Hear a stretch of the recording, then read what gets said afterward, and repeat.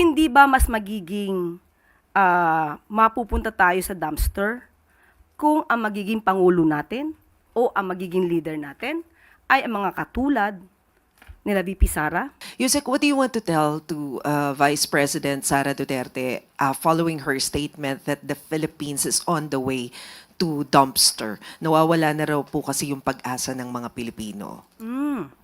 Nawawala ang pag-asa ng mga Pilipino. Hindi ba siya yung nawawala sa Pilipinas ngayon? Well, anyway, siguro sinasabi niya yan na road to perdition na tayo. Bakit? Dahil hindi niya naman nakikita kung ano ang mga ginagawa, mga proyekto, programa na isagawa na at naitulong na ng pamahalaan sa taong bayan. Dahil malamang ay hindi siya nanonood ng ating press briefing everyday. At hindi rin naman siguro siya nanonood ng mga programang ipinapalabas sa PTV4 at saka sa RTVM.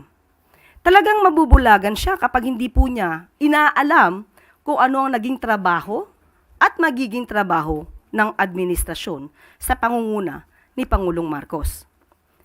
Okay, now, hindi ba mas magiging mapupunta tayo sa dumpster kung ang magiging pangulo natin o ang magiging leader natin ay ang mga katulad nila VP Sara, mas na inuuna pang magpunta sa abroad, magsilbi sa isang tao, although tatay niya po yun, pero marami pa rin pong Pilipino na umaasa sa kanya bilang vice-presidente.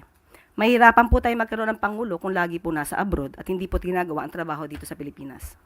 Ma'am, does it mean that this is the right time for the Vice President to come back and do her job? Is that what you're saying?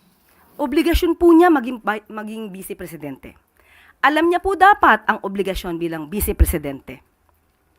Sabi nga natin, ang pangulo natin na sinasabi niya na mukhang wala na tayong pag-asa, nasa Pilipinas, nagtatrabaho.